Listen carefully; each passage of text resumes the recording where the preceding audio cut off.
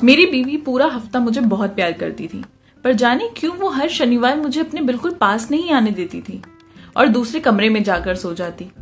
एक रात मुझसे बर्दाश्त नहीं हुआ और मैं उस कमरे में चला गया जहां वो हर शनिवार सोने जाती थी। वहां देखा तो बीवी नहीं थी। जब एक पुराने स्टोर रूम के पास से गुजर रहा था तो चीजों की आवाजें आ रही थी। जब मैंने कमरा खोला तो मेरे तो होश ही उड़ गए, क्योंकि वहां तो मेरी बीवी।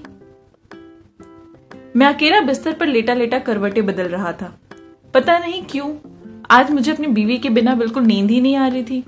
मुझे बहुत अजीब सी बेचैनी का एहसास हो रहा था और इसलिए मैं अपनी बीवी के कमरे में चला गया जहां वो हर शनिवार सोती थी, ताकि उसे कमरे में वापस ले आऊं।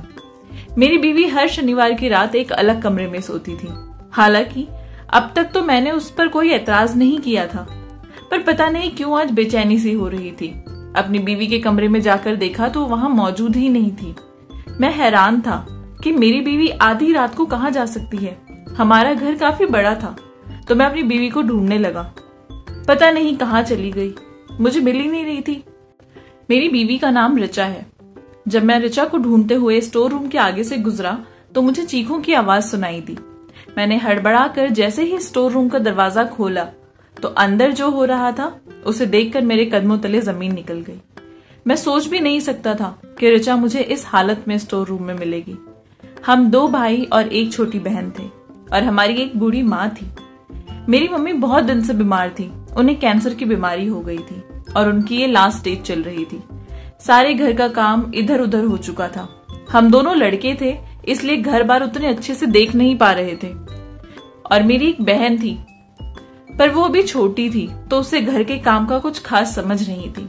और मेरे पापा, वो तो हमें बचपन में ही छोड़ के जा चुके थे इस दुनिया से। मुश्किल होती थी, पर कैसे भी करके हम दोनों भाई अपनी मम्मी और अपनी छोटी बहन का और घर का ख्याल रख रहे थे। लेकिन फिर भी एक औरत की कमी का एहसास तो होता ही है। एक औरत जिस तरह घर संभाल सकती है, हम 2 भाई मिलकर भी उस तरह घर नहीं संभाल पा रहे थे। एक दिन मम्मी की एक पुरानी सहेली हमारे घर आई तो उन्होंने मम्मी की हालत देखते हुए मम्मी को सलाह दी कि हम दोनों में से किसी एक भाई की शादी कर दो। उन्होंने माँ को अपने भाई की बेटी की तस्वीर भी दिखाई। बहुत खूबसूरत थी वो।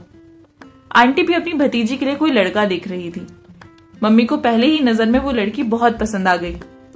मम्मी की सहेली भी उस लड़की की बहुत तारीफ कर रही थी कि उनकी भतीजी ऋचा बहुत अच्छा घर संभालती है। वो घर के सारे काम बहुत आराम से कर लेती है। वो कह रही थी कि वो अपना घर भी खुद ही संभालती है। मेरी मम्मी को भी तो घर की ही फिक्र थी, इसलिए उन्हें ये बात समझ आ गई कि अब उन्हें कोई बहू ले आनी चाहिए। वैसे कितना अजीब है ना कि अगर घर का काम नहीं हो पा रहा, बेटा नालायक है, माँ बाप बूढ़े हैं, तो घर में एक बहू ले आओ, वो करेगी सबका। खैर, ये सब तो हमारे यहाँ हमेशा से चला आ रहा है। फिर मम्मी ने मेरे बड़े भाई को लड़की की तस्वीर दिखाकर कहा, तुम शादी कर लो, घर को संभालने वाली भी आ जाएगी कोई। अब मेरे बस की नहीं है, पता नहीं मैं कब इस दुनिया को छोड़कर चली जाऊं। क्योंकि आंटी ने ये रिश्ता बताया भी मेरे लिए ही था, तो भाई ने साफ मना कर दिया। उन्होंने कहा कि वो एक गरीब लड़की से शादी करेंगे। सही बताऊं तो मेरे भाई खुद भी बहुत अच्छे इंसान थे। वो दहेज के भी सख्त खिलाफ थे, बल्कि सब कुछ खुद ही सेट करना चाहते थे, इसलिए फिलहाल वो शादी करने के लिए राजी नहीं थे। मम्मी ने जब मुझे ऋचा की तस्वीर दिखाई तो ऋचा मुझे पहली नजर में ही पसंद आ गई। बिल्कुल वैसी थी जैसी लड़कियां मुझे पसंद थी। मैं भी बहुत अच्छी नौकरी करता था, इसलिए मम्मी ने सोचा कि वो भाई की जगह मेरी शादी करवा दे। बहुत ही पढ़ी लिखी और अच्छे खानदान से थी ऋचा। उसके पिता का अपना कारोबार था और वो खुद भी बहुत सुलझी हुई लड़की थी। उनकी हालत हमसे तो बहुत अच्छी थी। मम्मी ऋचा के घर गई तो मम्मी को लगा कि वो इस रिश्ते के लिए शायद इनकार कर देंगे, पर वो उन लोगों में से नहीं थे जो पैसे देखकर शादी करते। उन्होंने आंटी से हमारे घर के बारे में और घर के लोगों के व्यवहार के बारे में काफी कुछ सुन रखा था, तो वो आसानी से उन्होंने हाँ कह दिया। ऋचा तो मुझे पसंद पहले से ही थी। हमारे घर में खुशी का माहौल था। पापा के मरने के बाद खुशियां मनाना ही छोड़ दिया था सबने। मम्मी भी अपनी बीमारी को भूलकर शादी की तैयारी में लग गई थी। बेटे के सिर पर सेहरा सजाने का सपना उनकी आंखों में चमक रहा था। देखते ही देखते मेरी शादी का दिन भी आ गया। पता भी नहीं चला कब ये दिन आ गया, बहुत जल्दी आ गया था। जब मैंने ऋचा को पहली बार अपनी दुल्हन के रूप में देखा तो मैं उसे देखता ही रह गया। एकदम कोई आसमान की परी की तरह लग रही थी। हमारी शादी बहुत अच्छे से संपन्न हो गई और ऋचा हमारे घर आ गई। जब मैं कमरे में गया तो वो अपने खूबसूरत चेहरे पर घूंघट डाले बैठी थी, मेरा ही इंतजार कर रही थी। मैंने ऋचा को शादी का गिफ्ट दिया और उसका खूबसूरत सा चेहरा देखने लगा। वो कितनी हसीन परी जैसी थी। उसको आज देखकर मैं अपने आप पर काबू नहीं कर पा रहा था। वो घबराई शर्माई सी बैठी थी। सच कहूं तो मुझे उसका शर्माना भी अच्छा लग रहा था। मैंने उसे अपनी बाहों में भर लिया और वो रात हमारी सबसे खूबसूरत रात बन गई। ऋचा के रूप में मुझे एक बेहतरीन जीवन साथी मिल गई थी और बहुत प्यार करती थी वो मुझे ऐसा लगता था कि जैसे मेरी लाइफ पूरी हो चुकी है, मुझे और कुछ नहीं चाहिए था अपनी जिंदगी से। वो भी मेरी तारीफ करती और बहुत प्यार करती थी मुझसे।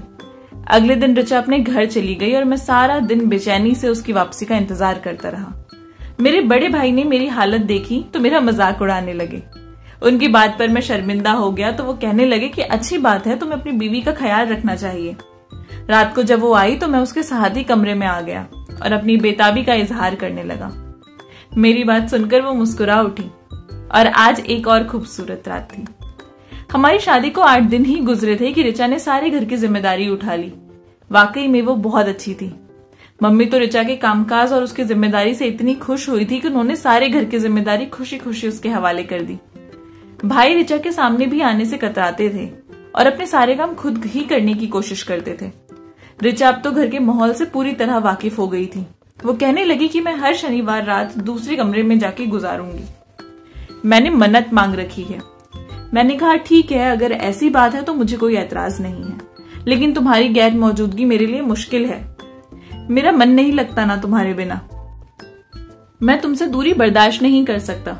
मेरी बात सुनकर वो कहने लगी कि उसके लिए मेरी जुदाई बर्दाश्त करना कोई आसान बात नहीं है, लेकिन हम दोनों एक ही घर में तो हैं और मैं कौन सा आपसे रोज अलग रहूंगी। सिर्फ एक ही रात की तो बात है। मैं उसकी मन्नत की वजह से मान गया। फिर एक दिन मैंने अपनी पत्नी को खुद अपनी आंखों से कुछ ऐसा करते देखा जिसने मुझे अंदर तक झकझोर कर रख दिया था। मैंने गुस्से में उसे घर से निकाल दिया। वो मुझे फोन करती रही लेकिन मैंने उसका फोन नहीं उठाया। मम्मी बार बार अब ऋचा के बारे में सवाल कर रही थी कि बहू कब वापस आएगी। मम्मी को भी ऋचा की आदत हो चुकी थी। वो मम्मी का इतना ख्याल रखती जैसे वो उनकी बेटी ही हो।